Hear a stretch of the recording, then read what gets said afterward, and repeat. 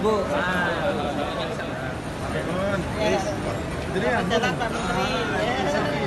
Para pemain, pelatih, timnas kita ini betul-betul ingin mempertaruhkan bahwa tidak lolos AFF itulah yang perlu dievaluasi, dan saya berharap betul Ketua Umum untuk mengevaluasi ada apa di internal organisasi federasi ini.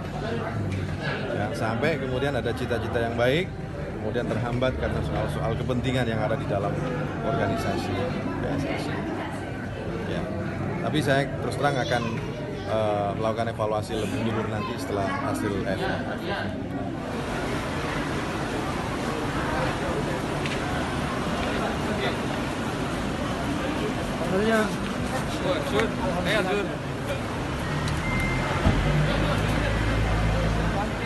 Masuk ya.